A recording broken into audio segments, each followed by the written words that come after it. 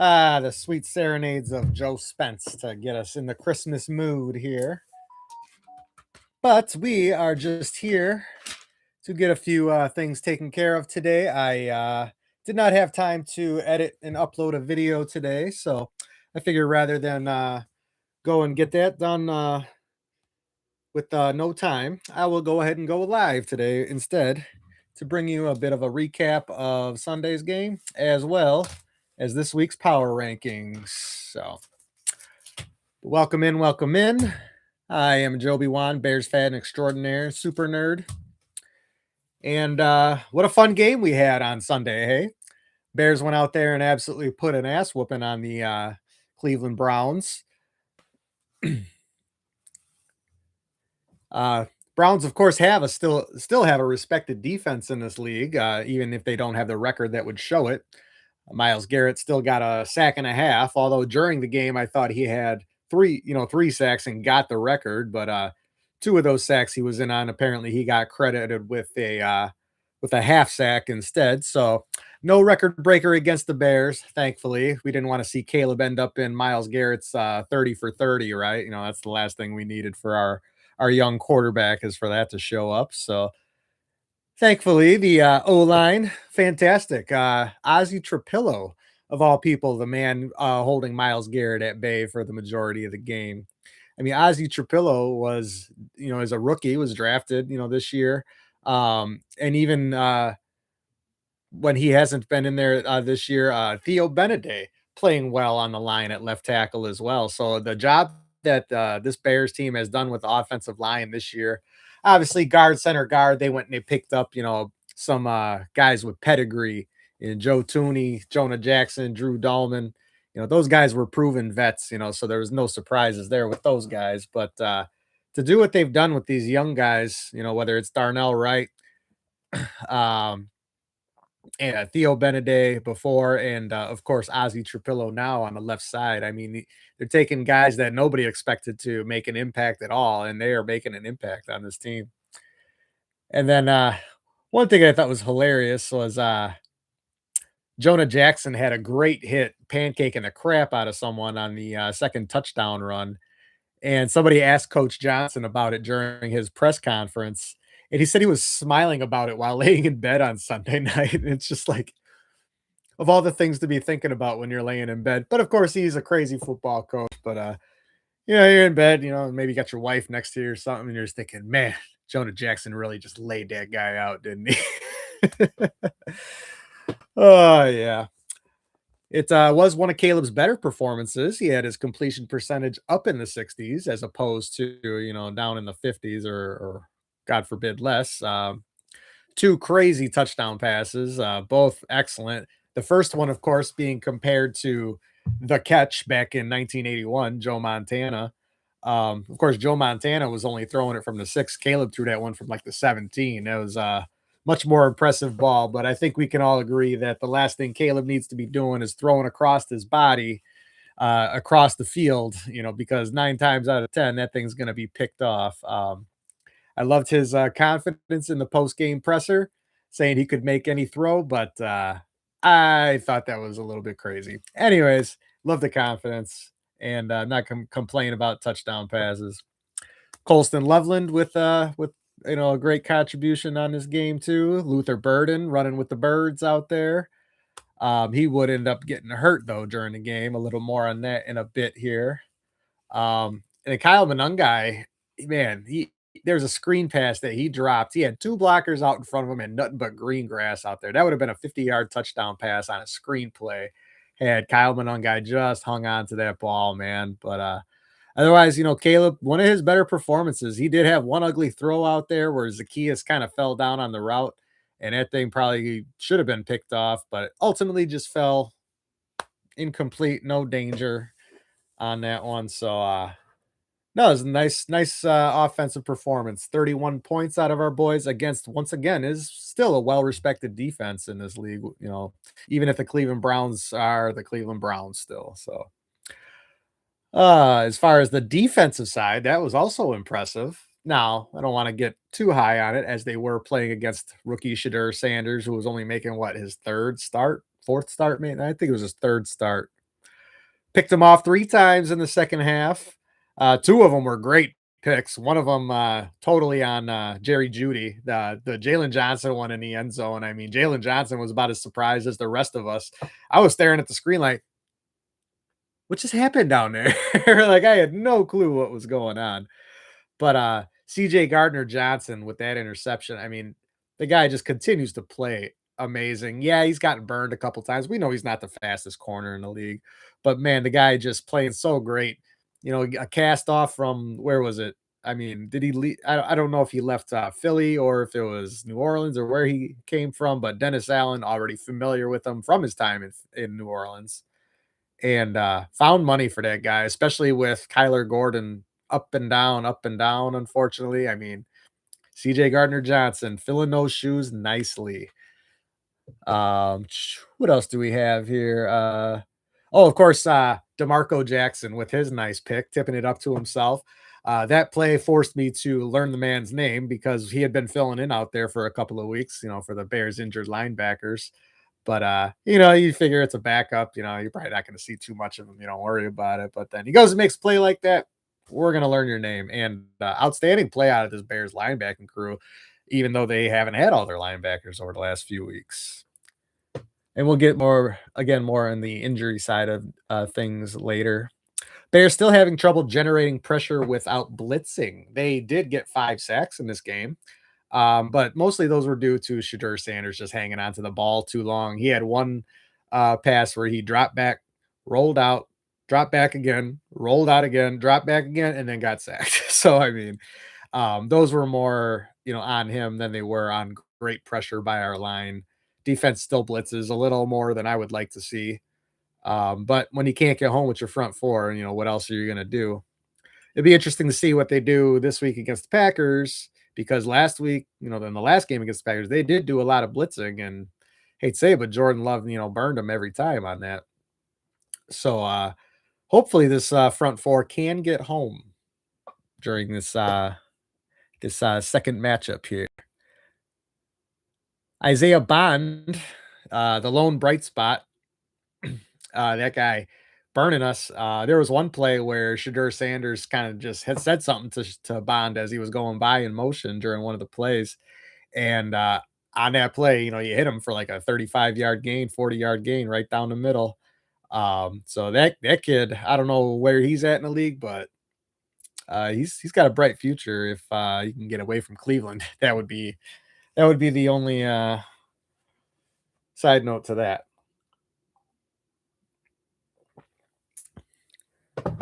And then Shadur Sanders' favorite target was Harold Fannin. He targeted him 14 times in that game. It was almost reminiscent of when Dak tried to beat us with Jake Ferguson during the Dallas game. It's kind of the same thing, CeeDee Lamb went down, in the first, second play of that game, and they were basically left with trying to use their tight end to beat us. And good luck with that. You got to have a fast tight end if you're going to be able to do that because our defense does pretty good job at tackling. And then kind of the last note about this game. I am a first things first fan. I was watching on Friday when Chris Broussard said that or guaranteed that Shadur was going to outplay Caleb. And while I was fairly sure that was not going to happen, you don't want to see it actually, come to fruition, which thankfully it did not. And in fact, it went the complete opposite direction on Brew. While Parkins, did give him some razzing on the show, I think Brew deserves it all week, in my opinion. After that, he's never liked Caleb, and the main reason he doesn't like Caleb is because Nick went and put him on Mahomes Mountain when he was still at USC. That's not Caleb's fault. That's Nick's fault. And the only other thing, and he's never made it public, but a lot of people still have issue with the fact that Caleb Williams paints his nails, carries a purse, whatever the case may be. But rate the guy for his play, not for his appearance, not for things that other people have done, like put him on Mahomes Mountain when he was still a college player. Be fair to the kid, Broussard. I think you just wanted to see Shadur play well, and you wanted to see Caleb fall on his face, and you got butt slammed. All right. We are all excited for Saturday night's matchup. 7 o'clock game. Bears hosting the Packers at Soldier Field. Matchup is going to look a lot different, though. This is where we're going to talk a little bit about those injuries. Obvious one is Micah Parsons going down during what was it, the third quarter of the Packers Broncos game on Sunday. I texted a buddy of mine. This might be wishful thinking on my part, but I did tell him that I believe that the Packers season ended in that third quarter against Denver. I mean, the beating that you guys took in that second half was just absolutely insane. Denver took it to you, and I wouldn't want to play that squad either. It's just absolutely insane. But the loss of Micah Parsons obviously huge.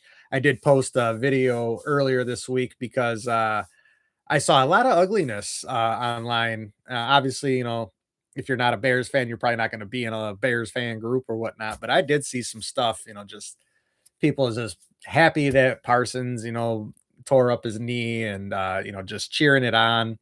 And then, obviously I posted the video chastising those Bears fans doing that.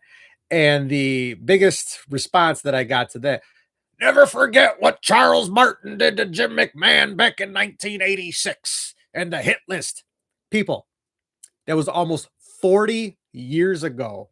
It's a whole different league now. All these guys are buddies. They all play golf together in the off season. They all are just buddy buddy. Sure, there's some rivalries out there. There's players that don't like each other. That definitely happens. But this is not the league where players spend 10, 15 years on the same team and develop a hatred for the other side because they're constantly going at each other two times a year. These guys are they're all on opposite teams one year, then they're all on the same team the next year. So that stuff that you bringing that stuff up from the 80s, just get over it. Get over it. You want to hate the Packers? You can hate them because of things they did to you, like the Randall Cobb catch, or Aaron Rodgers just being a complete D bag. If you want to hate the Packers, that's perfectly fine for reasons like that. But we're not going to sit here and cheer on guys for tearing up their knees because let's just say you guys would absolutely cry foul today if Caleb Williams went and tore up his knee or, somebody else on the team. Let's not, bring up things that happened 39 years ago in order to, just act like a jackass today. Please and thank you. End rant. Game over. Let's move on. As far as the other injuries going on, uh, the Packers have Christian Watson, Dontavian Wicks, Lucas Van Ness, Josh Jacobs, Zach Tom, and Evan Williams. These are all the major names, anyways. All had either did not practice or limited designations between yesterday and today. Some of those did improve. I hear that Christian Watson is hopeful to play against the Bears. I ain't gonna lie, I'd rather not see him on Saturday. But it does sound like he is hopeful to go. I did not see if Josh Jacobs' status had improved. It sounds like he is rough right now. But yeah, a lot of guys on the injured list right now for Green Bay. And it doesn't look much different for Chicago right now. Once again, I would not expect to see Roma Dunze play. He was unavailable in the first Green Bay game. They tried to have him give it a go during Cleveland, but he was listed as active, but nobody saw him even out on the field for pregame warmups, much less dressed. So not entirely sure what happened. Hairline fracture of the foot, so you know can't blame the guy. He's got to run those routes. He's got to block guys. So if you're playing with a hairline fracture in your foot, I just can't. I can't give him any flack about that. Luther Burden also went down with an ankle injury during the game, and that's probably devastating because we've seen what that guy can do with the ball in his hands, and he's only starting to tap his potential. He had a great spin move followed up by a juke move, picking up 15 yards on a play where we needed 16, so he made it 3rd and 1 in that play. That was absolutely great. Had another nice long catch after the run where he was flying down the sideline while the birds were flying, off the field down there. So that was quite entertaining as well. But he did sustain an ankle injury and right now is listed as questionable for Saturday's game. If Luther Bird and Roma both can't go, your starting receivers are going to be DJ Moore and Olamide Zaccheaus. Nothing against Olamide Zaccheaus, but he ain't Rome or Luther, so, I mean, it is what it is. Still got, hopefully, Colston Loveland. Cole Kmet also on the, injury list. He was listed as, limited today. So, hopefully, he should be alright. He did make it through the rest of the game after he sustained the ankle injury. So, hopefully, Cole Kmet is unaffected. DeAndre Swift did pop up on the injury list again. It's the same groin injury that has been nagging him throughout the season. Guy's been playing like a beast, so, give him all the rest you gotta have. And then, TJ Edwards came back last week, and Tremaine Edmonds should be back this week. So the Bears linebacking core will be back to full strength.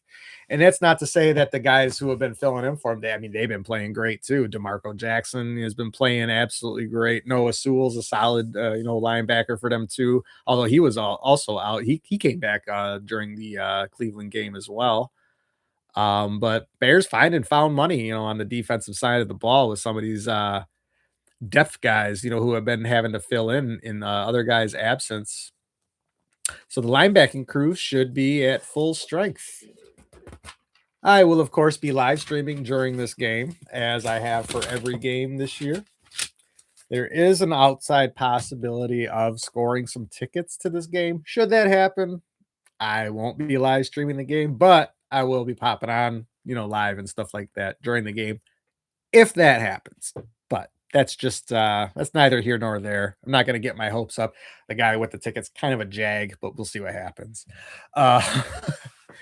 All right. Beyond that, of course, if anybody has any questions or wants to just interact with me in the chat, I'm always more than happy to do that. Otherwise, beyond that, I will just get into the top 10 list, the power rankings for this week. Nobody on or off, nobody new on the list. Nobody has come off the list this week. We've just had some shuffling of the top 10 teams, but otherwise, everybody who was on the top 10 last week is still on the top 10 this week. We will start at number 10 with the Jacksonville Jaguars. I did not move them up, even though they got a pretty big win this week, but it was over the Jets. So, I mean, come on now. Everybody's beating the Jets right now. They're starting to look like Aaron Glenn could be fired at the end of the season. I mean, I think that would be rough to do to the guy, but I think the Bears definitely got the better of the two coordinators when it came to hiring away Detroit's coordinators during the offseason. There's just no sign of any actual improvement out there in New York. Even if you're stuck with a crappy roster, a good coach would make his mark and you would see some kind of improvements. Firing your defensive coordinator, you're a defensive head coach. That defensive coordinator should be doing anything you're asking him to do, telling him to do. So how do you fire your own defensive coordinator? That I kind of find a bit strange. So anyways, back to Jacksonville, 'cause that's who we're really talking about here.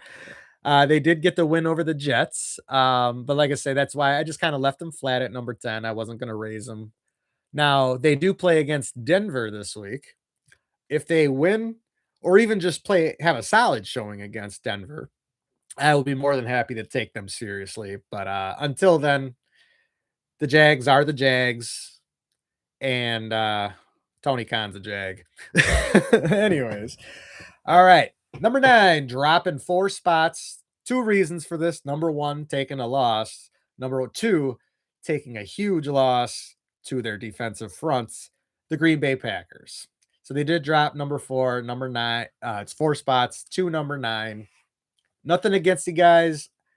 And I even didn't really feel all that comfortable doing it, but I even dropped you below my number 8 team this week in the Chicago Bears.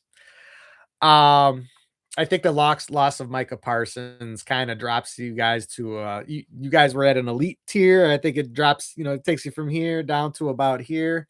And I think that's a level that the Bears probably should have no problem hanging with you guys. You guys didn't blow our doors off defensively. I think they actually learned quite a few things. We've got players back since the last matchup defensively. So I think defensively, we should be able to do a little bit better against the Packers.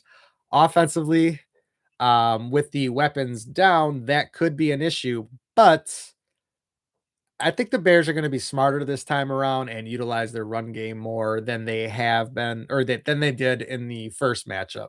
That first game against the Packers, it was almost like Ben Johnson was just determined to throw you guys to death. Um, I really hope that, they get them out there and they just start pushing them around. All right, at number 7, we have the Houston Texans.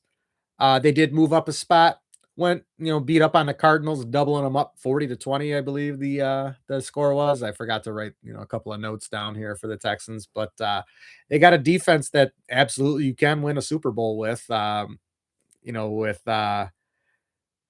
CJ, oh, not CJ Stroud. Is that yes, CJ Stroud playing at quarterback. He has been playing better. Um, I still got a little bias against him for the lecture that led to losing because I don't know if you guys recall that I put it in my power rankings a week or two ago, but CJ Stroud gave Caleb that little pep talk after the Bears lost to Houston last year, and it's funny because those guys played they're CJ Stroud is not the old man talking down to the young kid, they're the same friggin' age, so it's just like, yeah, you might have a year in the league, CJ, you might have had a real good year your first year, but it hadn't been looking up since that little chat, except for the last couple of games now. So, but anyways, Houston Texans at number 7. At number 6, also moving up a spot, is the San Francisco 49ers. I mean, even though this team has been banged up all year, they still scare the crap out of me. They're 10-4. A lot of people don't have them marked as high, but we got to play them after the Packers, and that's out in San Francisco as well. And I'm a little nervous about that game. Kyle Shanahan, he always has his team ready to play. They're ready to run through a brick wall for him. And a zone blocking scheme only rivaled by Ben Johnson's, to be honest. So it's going to be interesting to see what happens out there. But 49ers, even though they're playing with banged up players, still sitting at 10-4, still a great team.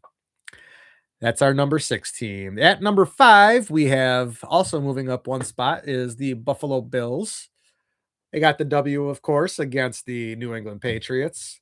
However, I still have them just one spot below the Patriots, giving away the number 4 team already. They got the W again, but I still worry about the completeness of this team. We always have to watch Josh Allen put the cape on and be Superman. Um, this was a solid showing from him throwing 3 touchdowns. James Cook also ran for 2 touchdowns, so it was kind of a team effort, a tandem effort between those two. But Buffalo Bills, they can do it. This should be a year where they do it, considering the Chiefs will not be around to knock them out this time. Um, but again, this is not a complete team. It never has been. It's always been the Josh Allen show. You get a nice dose of James Cook from time to time, but are they going to be able to do it for 3 or 4 games straight in the playoffs? We'll have to find out. So at number 4, they did drop 3 spots as they were my number 1 team the last 2 weeks, is the New England Patriots. A tough loss to Buffalo, and they did lose the number 1 seed with that loss as well. But I still believe that,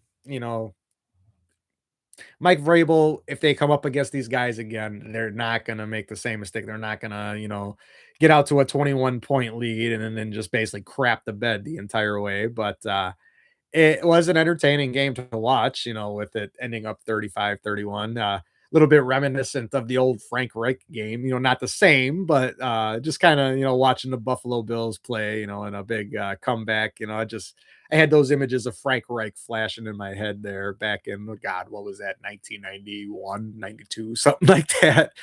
Filling in for the injured Jim Kelly against the Houston Oilers, as way back in the day. But yes, Patriots still probably one of, if not the most complete team in the league, and they definitely learned from that loss. There's no doubt about it. All right, at number 3 is the Seattle Seahawks. They did move up a spot.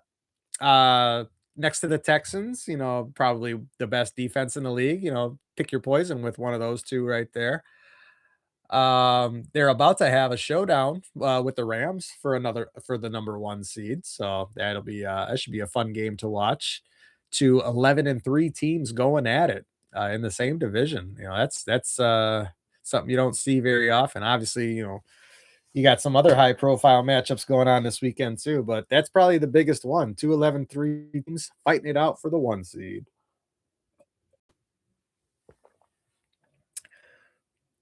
Of course, that leads us to our number 2 team, which is the Los Angeles Rams. Stacking wins again after a bit of an embarrassing loss in Charlotte against the Carolina Panthers. Matt Stafford throwing 2 picks, and 3 passes in that game. But now the Rams have started to storm back a little bit. Puka Nakua having an insane game in this game, especially with Devontae Adams going down. But Puka Nakua just, I mean, he's another guy who he'll go through a brick wall for you. The guy's just absolute insane player, but he is a lot of fun to watch. But again, duking it out with the Seattle Seahawks to see who gets the 1 seed. That's going to be a lot of fun to watch, I think, this week. And then taking over the number 1 spot this week is my brothers in blue and orange, the Denver Broncos.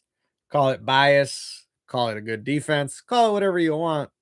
That was impressive, even with the injuries sustained in the third quarter by the Packers. I was very impressed. It was at home, but man, did they really got after him because you could kind of see how the Packers got deflated, from the just losses, guy after guy going down in the third quarter, and the Broncos just poured it on. Man, they gave no quarter in that third and fourth quarter of that game. So Broncos at number 1, and they are the 1 seed right now in the AFC. So what else can I say? I got the 2 number 1 seeds listed at 1 and 2.